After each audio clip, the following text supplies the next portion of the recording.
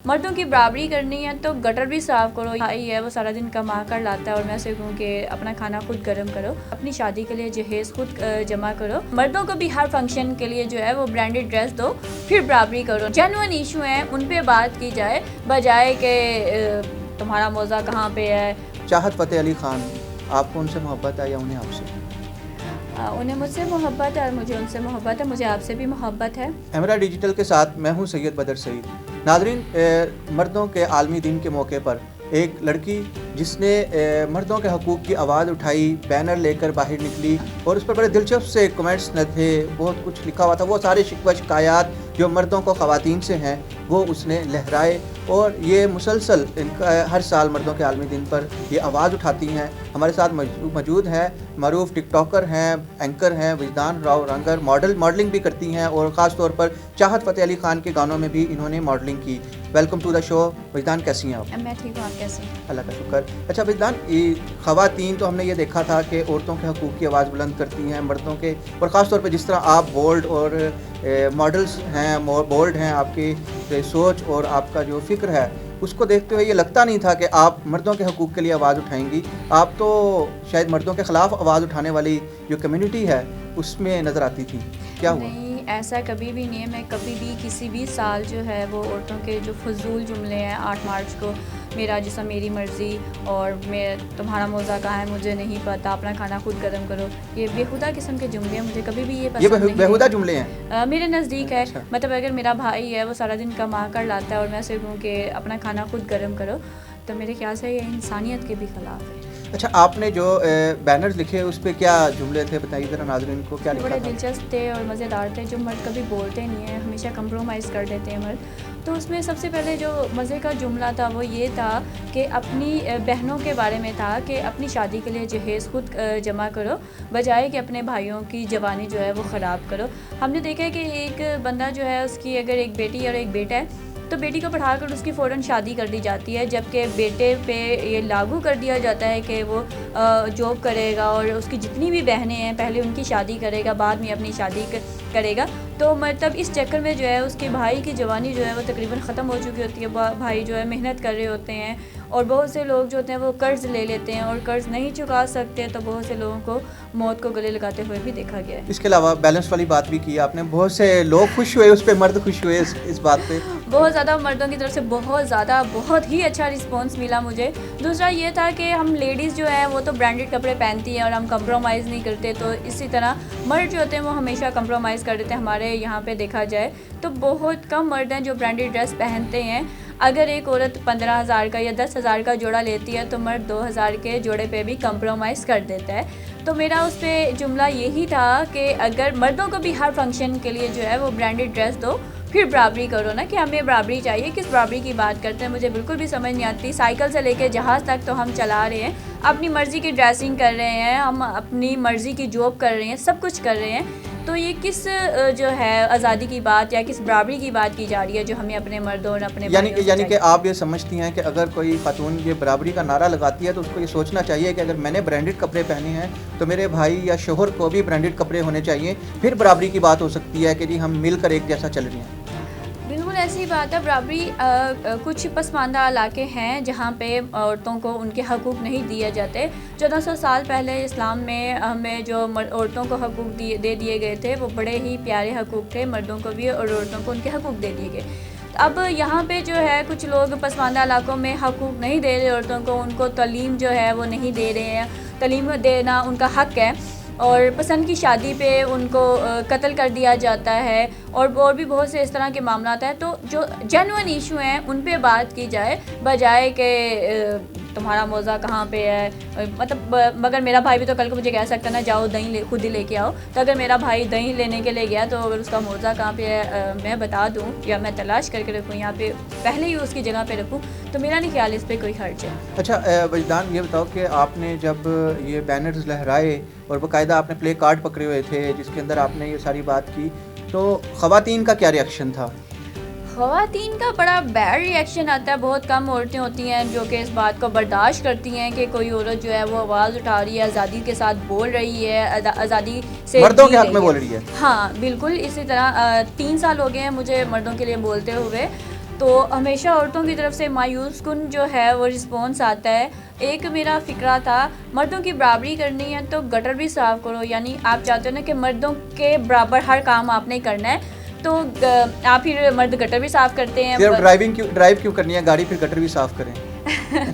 तो औरतों की तरफ से मुझे जो कमेंट्स आए जी, हम घर में वॉशरूम साफ़ करती हैं, वॉशरूम और गटर बिल्कुल अलग चीज़ हैं। आप वॉशरूम में बैठ के, मैं हूँ मोबाइल यूज़ करती हूँ कई कितना टाइम, और अक्सर वो जो होता है अखबार पढ़ते हैं लोग, काफ़ी टाइम स्पेंड कर लेते हैं, मतलब नागवार जो है उन्हें नहीं लगता।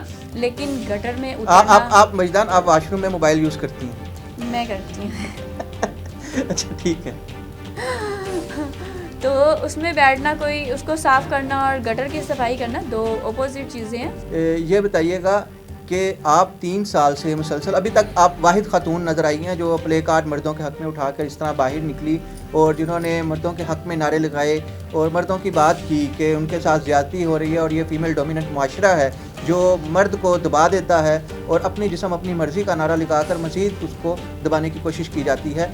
तो ये बताइएगा कि कहीं मर्दों के हकूक़ की कोई तंजीम बनाने का इरादा तो नहीं है? नहीं, मैं बहुत संजीदगी से सोच रही हूँ, क्योंकि मर्दों की तरफ से जिस तरह का मुझे रिस्पॉन्स आता है, तो आई विश के मैं मर्दों के लिए आगे भी बोलूँ। मर्द नहीं बोल सकते, मरवत में, लिहाज में, रिश्तों की कदर करते हैं, चुप कर जाते हैं, और बहुत सी मामलात में मर्द कंप्रोमाइज़ करता है। सुबह से लेकर शाम तक जो है वो गालियाँ सुनता है, मेहनत करता है, सर्दी गर्मी हर मौसम में जो है मर्द को हर हाल में कमाना है। औरत की मर्ज़ी, औरत कहती है मैं घर के काम करती हूँ, मैं काम नहीं करती हूँ, अब मेरी काम वाली है वो आके सारे काम करती है, मैं बिस्तर तोड़ती हूँ। तो मतलब औरतों के पास अपॉर्चुनिटी होती है, वो रेस्ट कर सकती हैं, अपना मनपसंद लाइफस्टाइल कर सकते हैं, लेकिन मर्द जो है उन्हें हर हाल में कमाना ही है, उनके पास दूसरी जो है कोई ऑप्शन नहीं है, कोई अपॉर्चुनिटी नहीं है। अच्छा, एक जगह पे तो बराबरी नहीं हो सकती ना कि औरतों के cosmetic, beauty tips, creams, lotion और पता नहीं क्या कुछ बेस लगती है, तो इसके जितने अखराजात हैं इसके मुतबादिल तो मर्द का कोई ख़र्चा ही नहीं है, तो यहाँ पे तो औरतें डोमिनेंट हैं और मर्द को बेचारा नहीं, ऐसा नहीं है। आजकल मर्दों को भी जो है वो काफ़ी सेंस आ गई है फ़ैशन की, तो सैलून बाकायदा खुल गए, अपने बालों का ख्याल रखते हैं, अपनी स्किन का ख्याल रखते हैं, इवन के आईब्रो जो होती है वो लेडीज़ की तरह ही उनकी खूबसूरत होती है। तो काफ़ी ड्रेसिंग की सेंस भी आ चुकी है, तो मर्द भी अगर चाहें तो वो अपने अखराजात बहुत बढ़ा सकते हैं, लेकिन चूँकि उन्हें पता है कि हमारे पास है, उनको पता है कि उन्होंने ब्रांड तो बेगम के लिए या अपनी फीमेल जो घरेलू घर में औरतें हैं उनके लिए लेना है, तो पैसे भी हमें बचते ही नहीं है फैशन के लिए। बिल्कुल ऐसा ही है, मतलब एक मर्द तो वो एक अगर ले लेता है, एक पैंट ले लेता है तो उसके ऊपर 4-5 जो शर्ट्स हैं उससे गुजारा कर लेता है, लेकिन एक लेडी जो है वो एक ड्रेस को बार बार रिपीट नहीं करना चाहती है, चाहे वो कोई गरीब हो या अमीर हो। अच्छा विदान, आपको लेडी मंटू भी कहा जाता है, तो इसकी क्या वजह थी? वजह यह है कि मंटू सच बोल गया है, मंटू की मैं बहुत बड़ी फ़ैन हूँ, तो मैं भी सच बोलती हूँ, बोलती सच हूँ, लेकिन लोगों को हज़म नहीं होता, वो फतवे लगा देते हैं मेरे पे और उन्हें बड़ी प्रॉब्लम होती है कि ये गलत बोल रही है। तल्ख सच हम सुनना चाहते ही नहीं हैं, तो तल्ख सच बोलने की वजह से। अच्छा वजदान, मुझे ये बताइएगा, क्या पाकिस्तान जैसे माशरे के अंदर ये होना चाहिए कि किसी लड़की की, किसी खातून की तस्वीर सोशल मीडिया पे आए, कभी उसकी टांगें उसमें मुकम्मल तौर पे नज़र आ रही हैं, कभी उसका पेट नज़र आ रहा है, कभी उसके शोल्डर नज़र आ रहे हैं, मतलब कट पीस में वो कभी किसी तरह का ड्रेस है, कभी किसी तरह का, क्या पाकिस्तान जैसे माशरे में ये होना चाहिए?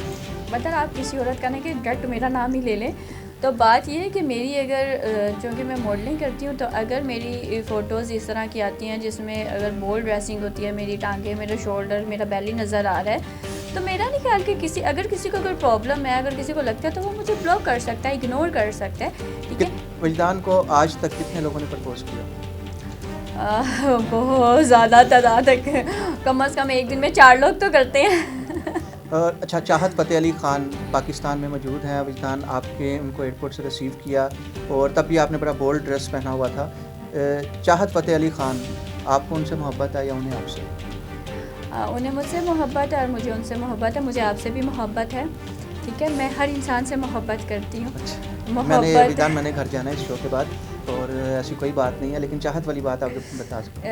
मेरे चाहत मेरे बहुत अच्छे दोस्त हैं, हमारी काफ़ी साल हो गया, तकरीबन 6-7 साल से हमारी दोस्ती है, तो मेरे लिए वो बहुत अहम है, मैं उनकी बहुत ज़्यादा रिस्पेक्ट करती हूँ और वो भी मेरी बहुत ज़्यादा इज़्ज़त करते हैं। वजदान, आगे आप चाहत फ़तेह अली ख़ान के साथ मज़ीद शूट आपके आ रहे हैं, या कोई और आपका प्रोजेक्ट इस तरह का अभी मुतवक्की है जिसमें आपकी मॉडलिंग हम देख सकें? जी, चाहत फ़तेह अली खान पाकिस्तान आए हैं तो हमारी शूट्स वगैरह होंगे और काफ़ी ज़्यादा उनके सॉन्ग हैं 13 जो रिलीज़ होने वाले हैं, तो उनमें से अक्सर में से मैं ही मॉडलिंग करूँगी। उनके 4 गानों में तो मैं मॉडलिंग कर चुकी हूँ। अच्छा विजदान, आखिरी सवाल ये बताइएगा कि आपके ने ख़वातीन के लिए भी आवाज़ उठाई, मर्दों के लिए भी उठाई, और उतना ही आपने एंटी भी बात की, मर्दों के ख़िलाफ़ भी आपने बात की और ख़वातीन के ख़िलाफ़ भी बात की।